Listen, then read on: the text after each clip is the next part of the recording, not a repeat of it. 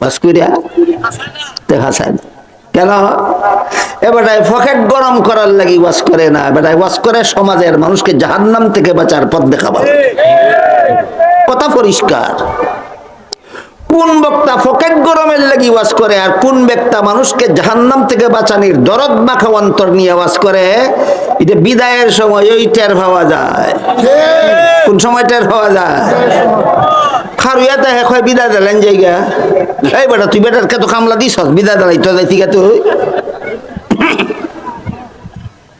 আমি জানি কে তো কামলা দিয়া খামলা গিয়া বাড়ির সামনে খারুই দেয় হয় বিদায় দিলেন জায়গা। কিতা চায়? বিদায় চাইবে নি? কিতা চায়? টেকা চায়। হেও বিদায় চায়, টেকা চায়। তোর টেকায় আর কামলার টেকায় বেশ কম কত রে।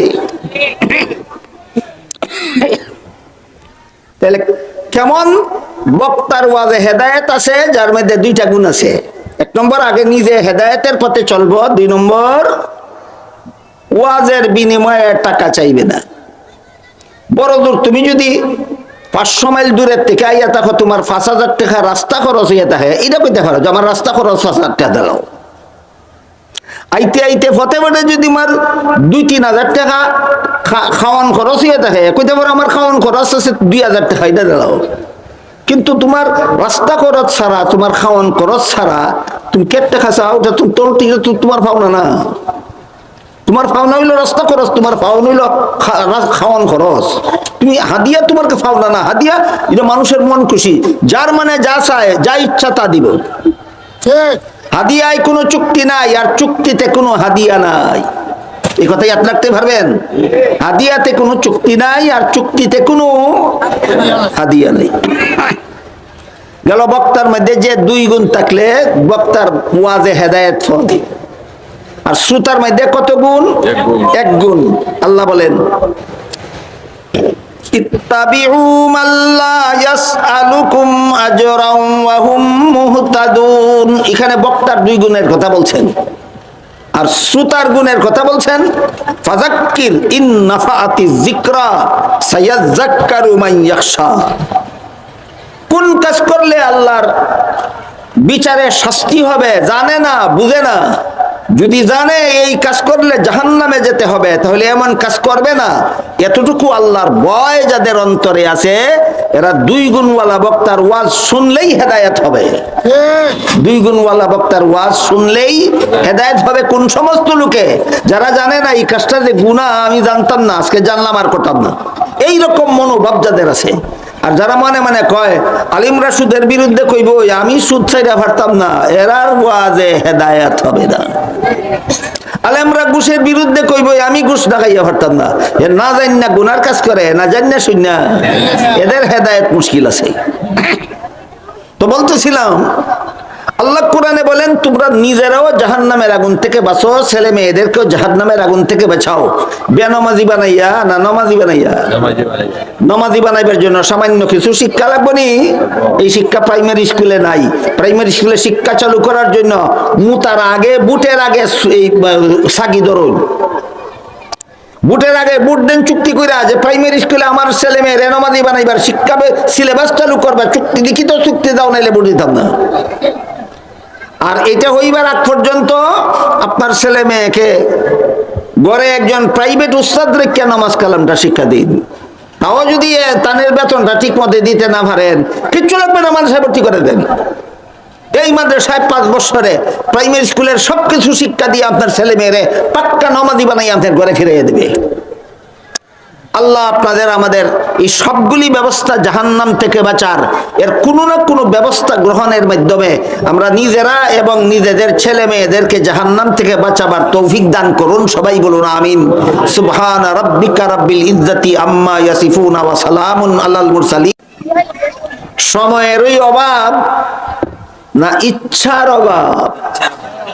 সময়ের অভাব নাই, ইচ্ছার অভাব। বলেন তো, কলেমায়ে তয়্যিবা লা ইলাহা ইল্লাল্লাহু মুহাম্মাদুর রাসূলুল্লাহ আমার বাচ্চার আমি জফাইতে কত ঘন্টা লাগবে? 2-3 মিনিট। এক আল্লাহ ছাড়া কোনো মাবুদ নাই, হযরত মুহাম্মদ সাল্লাল্লাহু আলাইহি ওয়াসাল্লাম আল্লাহর রাসূল, এই অর্থটা জফাইতে কত ঘন্টা লাগবে? 2-4 মিনিট। তাইলে আসলেই সময় নাই না ইচ্ছা নাই? ইচ্ছা নাই। অবহেলায় হেলায় খেলায় নিজেদের কলিজার টুকরা সন্তানদেরকে বেনমাজি বানাইয়া জাহান্নামের পথে পরিচালনা করে। আমার ছাত্র জমানাতে একদিন মাদ্রাসা ছুটির পরে মাদ্রাসা থেকে বেরিয়েছি, লজিঙ্গ যাইতাম, বেরিয়া মাঠল আনছি আরেক বেলায় গরু রাখে। এই সময় বাঁশের ছাত্রী আছিল, আপনারা মুরব্বী যারা কইতে পারবে, এখন এই নবীন ফুলা ভানে কইতে এত না বাঁশের ছাত্রী কারে করে। বাঁশের ছাত্রীর মধ্যে একটা লাঠি ঢুকাইয়া এটা কান্দ ফালাইয়া গরু দেখে আর গান গায়। গানও টান দিছে, কয় হেলায় খেলায় জীবনটা যদি চলে যায়। ছাত্রীর পিছিয়ে আমি আইতেছি, দেখছেন আমার সিনে ছাত্রীর পিছনে থাকা অবস্থায় গানটা খালি টান দিছে, হেলায় খেলায় জীবনটা যদি চলে যায়। এমনি আমি ছাত্রীর সামনে আইয়া চোখে চোখে সেয়া জিজ্ঞাসা করলাম, তারপর? খালি কইছি তারপর। এমনি তার চেহারার রং তামাশা মুহূর্তে বিলীন হয়ে গেছে, চেহারা মলিন হইয়া গেছে। কয়জোর তারপরে তো বিপদ। তাহলে বুঝে বুঝে কাহা বুঝে কইতে হারে না, সবে বুঝে হেলায় খেলায় যে জীবনটা কেমন ধ্বংস করা করতেছি, জাহান্নামের দিকে নিয়ে যাইতে মনে মনে খবর আছে। এইভাবে হেলায় খেলায় জীবনটা কোনো বুদ্ধিমান ধ্বংস করে দিতে পারে না। এই জন্য হাদিস শরীফে রাসূল করিম সাল্লাল্লাহু আলাইহি ওয়াসাল্লাম বলেন, আল কাজ্জিসু মান দানা নাফসাহু ওয়া আমিলা লিমা বাদাল মাউত। ওই ব্যক্তি বুদ্ধিমান যে তার মনের গোলামি করে না, গোলামি করে আল্লাহর। যারা মনের গোলামি করে এরা বোকা, এই মনের গোলামি এদেরকে জাহান্নামে নিয়ে যাবে। যারা আল্লাহর গোলামি করে এরা বুদ্ধিমান, আল্লাহর গোলামি এদেরকে জান্নাতে নিয়ে যাবে। ওয়া আমিলা লিমা বাদাল মাউত, মরণের পরবর্তী চিরস্থায়ী জীবনকে সুখময় করার কাজ করে। দুনিয়ার ক্ষণস্থায়ী জীবনকে সুখময় করার কাজ তো বেদিন কাফিরেও করে।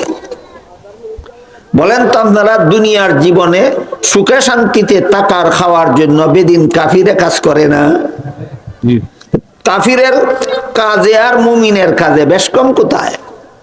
কাফিরে শুধু দুনিয়ার ক্ষণস্থায়ী জীবনের বুক বিলাসের কাজ নিয়েই ব্যস্ত থাকে। মুমিন মুসলমান এই কাজেই যথেষ্ট নয়, আখিরাতের চিরস্থায়ী জীবনের সুখ শান্তির জন্য আলাদা কিছু কাজ করা যা মুমিন মুসলমানের কাজ।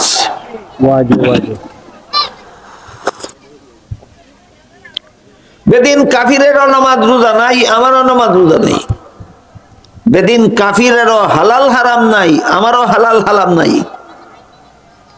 বেদিন কাফিরেরও ইবাদত বন্দেগি নাই, আল্লাহ বিল্লাহ নাই, আমারও ইবাদত বন্দেগি নাই, আল্লাহ বিল্লাহ নাই। এই কাফিরের জীবন যাপনে আর আমার জীবন যাপনে পার্থক্য কোথায়?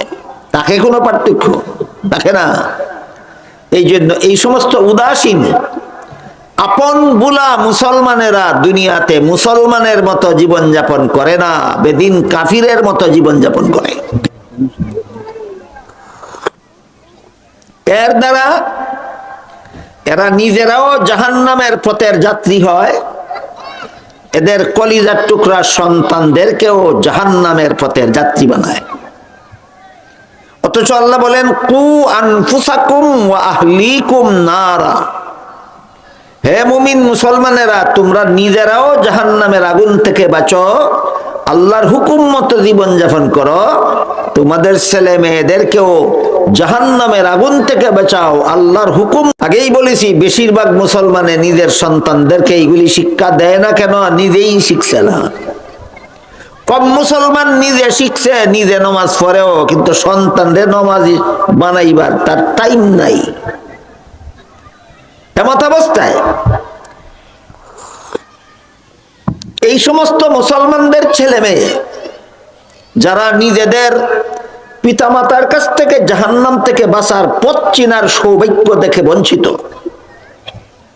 যে মা বাপে নিজের ছেলে মেয়েরে সহি শুদ্ধ কলেমা শিক্ষা দিল না যে কোনো কারণে, যে মা বাপে নিজের ছেলে মেয়েরে উযু গোসল শিক্ষা দিল না, পাক নাফাক শিক্ষা দিল না, যে মা বাপে নিজের ছেলে মেয়েরে নামাজ বন্দেগী শিক্ষা দিল না, এই মা বাপের ছেলে মেয়েরা ভাগ্যবান, কি তা কইলেন না? হতভাগা, হতভাগা, কপাল পুরা, দুর্ভাগ্য। কিন্তু এই কলেমা কালামটা শিখাইয়া যে জাহান্নাম থেকে বাঁচাইল, এই ব্যাপারে তো উদাসীন। প্রাইমারি স্কুলও ভর্তি করতে ভুলে না কেউ। প্রত্যেকটা মুসলমান নিজের ছেলেকে, নিজের মেয়েকে 5 বছর বয়সেই প্রাইমারি স্কুলে নিয়ে ভর্তি করে দেয়। প্রাইমারি স্কুলের কোন বইয়ে কলেমা শিখার ব্যবস্থা আছে? প্রাইমারি স্কুলের কোন বইয়ে উযু গোসল শিখার ব্যবস্থা আছে? প্রাইমারি স্কুলের কোন বইয়ে পাক নাফাক বুঝার ব্যবস্থা আছে? কোন বইয়ে নামাজি বানাবার ব্যবস্থা আছে? একটা বইও নেই। এই সমাজের মুসলমান মা বাপ যে জানে না তা না, জানে যে এই স্কুলে আমার ছেলেরে আমার মেয়েরে নামাজি বানাবার কোনো ব্যবস্থা নাই, জানেই ভর্তি করে দেয়। কাজেই এই সমস্ত কপাল ফুরা সন্তানদেরকে প্রথম নম্বরে জাহান্নামের পথে ঠেলে দিল তাদের মা বাবা। দ্বিতীয় পর্যায়ে এই সমস্ত শতকরা 93% মুসলমান ছাত্র ছাত্রীদেরকে প্রাইমারি স্কুল থেকে জাহান্নামের পথে লাথি মেরে ঠেলে দিল প্রাইমারি স্কুলের শিক্ষা ব্যবস্থা। প্রাইমারি স্কুলের শিক্ষা ব্যবস্থা। আমি আপনাদেরকে শিক্ষা ব্যবস্থা সম্পর্কে একটা কথা বলি, একটু মনোযোগ দিয়ে শুনেন। আমাদের বর্তমান বাংলাদেশে প্রায় 30,000 কওমি মাদ্রাসা আছে। এই সমস্ত কওমি মাদ্রাসার প্রাথমিক বিভাগ 5 বছরের, প্রাথমিক বিভাগ 5 বছরের, মাধ্যমিক বিভাগ আরো 5 বছরের, উচ্চতর বিভাগ আরো 5 বছরের। কওমি মাদ্রাসার এই 15 বছরের সিলেবাস হইল কমপ্লিট সিলেবাস। এর মধ্যে প্রথম 5 বছরের যে সিলেবাসটা প্রাথমিক সিলেবাস, প্রাথমিক বিভাগের, এই সিলেবাসের মধ্যে বাংলাদেশের 30,000 কওমি মাদ্রাসার প্রাথমিক বিভাগের 5 বছরের সিলেবাসের মধ্যে সরকারি প্রাইমারি স্কুলে বাংলা, ইংরেজি, অঙ্ক, ইতিহাস, ভূগোল, বিজ্ঞান যে পরিমাণ শিক্ষা দেওয়া হয় তার 16 আনাটাই কওমি মাদ্রাসার প্রথম 5 বছরের ছেলে মেয়েদেরকে শিক্ষা দেওয়া হয়। তাহলে কওমি মাদ্রাসার প্রথম 5 বছরে প্রাইমারি স্কুলের কোনো কিছু বাদ নাই, সবটুকু শিক্ষা দেওয়া হয়। কিন্তু এই 5 বছরেই আপনাদের প্রত্যেকটা ছেলে মেয়েকে পাক্কা নামাজি বানাইয়া দেওয়া হয়। তাইলে তোমরা যা পড়াও আমরা তাই পড়াই, তোমাদের মধ্যে আর আমাদের মধ্যে বেশ কম। তোমরা এইগুলি পড়াইয়া মুসলমান ছাত্র ছাত্রীদেরকে বেনামাজি বানাইয়া জাহান্নামে পাঠাও, আর আমরা এইগুলি পড়াইয়া ওই মুসলমান ছেলে মেয়েদেরকে নামাজি বানাইয়া জান্নাতে পাঠাই। এই হইল আপনাদের দেশের প্রচলিত শিক্ষা ব্যবস্থার পার্থক্য। বুঝাইতে পারলাম? যে দেশে বাস করেন এই দেশের শিক্ষা ব্যবস্থা সম্পর্কে তো একটু ধারণা থাকা দরকার। প্রাইমারি স্কুলে কি পড়ায় আর কওমি মাদ্রাসায় কি পড়ায় আজকে থেকে মনে রাখবেন, প্রাইমারি স্কুলে যা কিছু পড়ায় কওমি মাদ্রাসায় সবটুকু পড়ায়। তাহলে বেশ কম শুধু কান হেরা বেনামাজি বানায় আর আমরা নামাজি বানাই। বেশ কম কোন জায়গা হেরা বানায় বেনামাজি আর আমরা বানাই নামাজি।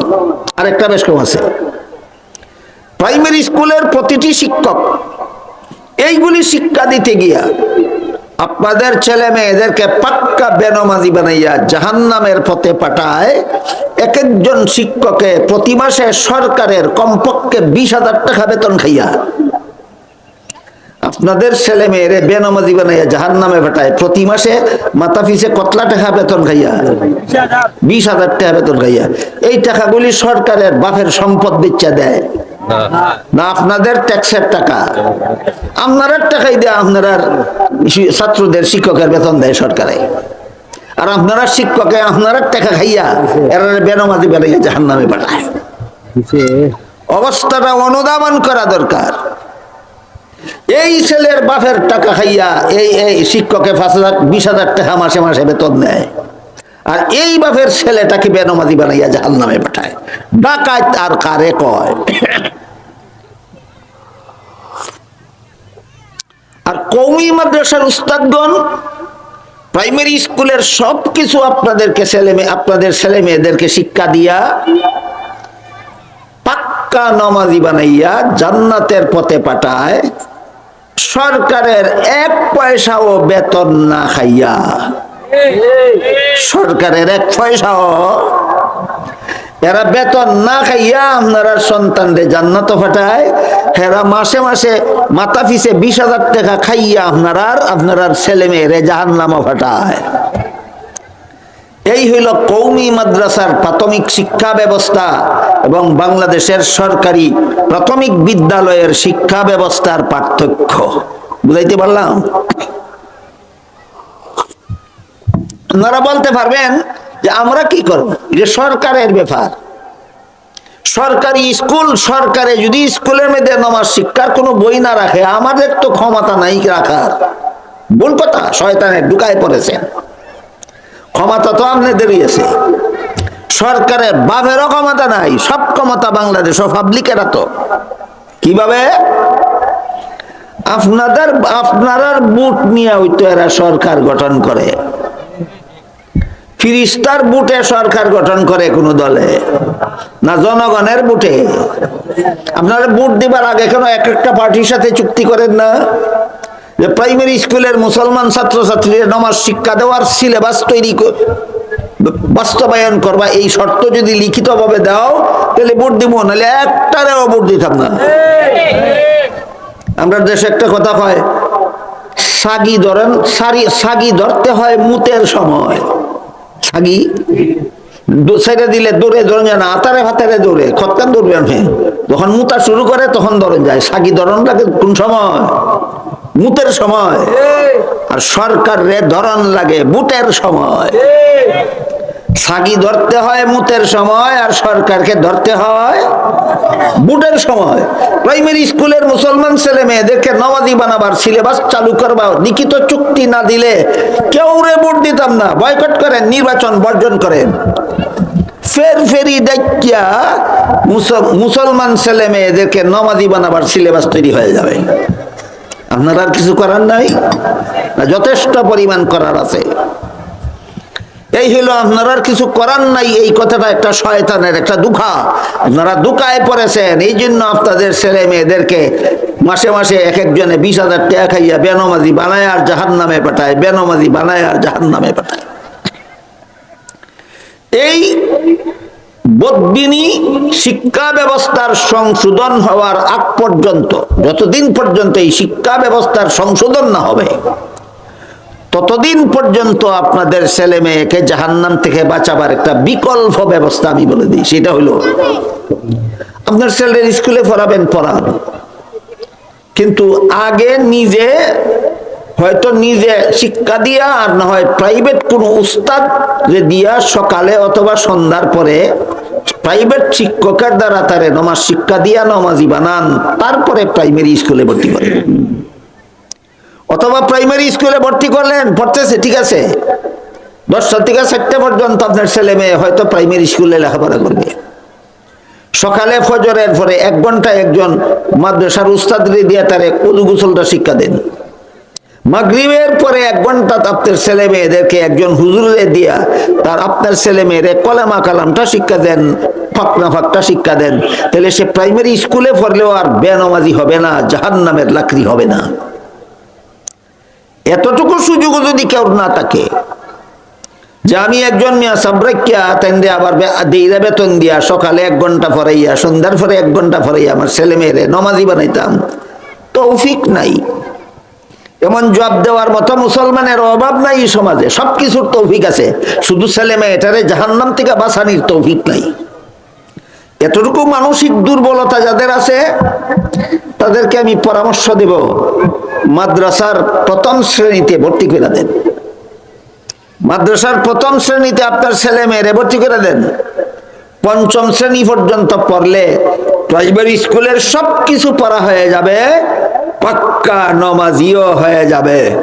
এরপরে কিছুদিন একজন মাস্টারের কাছে প্রাইভেট পড়াইয়া কোনো এক হাই স্কুলে ভর্তি করাইয়া দেন, বেনামাজিও হইল না, স্কুলের পড়াও রইল। ব্যবস্থা নাই না ইচ্ছা নাই? হ্যাঁ, ব্যবস্থা আছে, ইচ্ছা থাকলেই উপায় হয়। এই ইচ্ছা সমস্ত মুসলমানের জন্য করা ফরজ। যেহেতু আল্লাহ বলেন তোমরা নিজেরাও জাহান্নাম থেকে বাঁচো, তোমাদের সন্তানদেরকেও জাহান্নাম থেকে বাঁচাও, সুতরাং সন্তানদেরকে এইভাবে ইসলামের প্রাথমিক শিক্ষা দিয়া জাহান্নাম থেকে বাঁচানিটা সমস্ত মুসলমান মা বাপের উপর ফরজ। সমস্ত মুসলমান মা বাপের উপর ফরজ। কোনো মতেই আপনি আপনার এই ফরজ আদায় করতে পারতেছেন না। মাদ্রাসা রেডি আছে, আপনার এই দায়িত্বটা পালন করে দিব আপনার ছেলের বেলায়। মাদ্রাসা প্রস্তুত আছে, আপনার 5 বছরের মেয়েকে মাদ্রাসায় ভর্তি করে দেন, 10 বছরের ভিতরে প্রাইমারি স্কুলের সবকিছু শিক্ষা দিয়ে পাক্কা নামাজি বানিয়ে ছেড়ে দেব। একবার পরীক্ষা করে দেখেন। কাজে আমাদের সমাজের মুসলমানদের জন্য জাহান্নাম থেকে বাঁচার পথ নাই না ইচ্ছা নাই? ইচ্ছা নাই, জাহান্নাম থেকে বাঁচার ইচ্ছা নাই।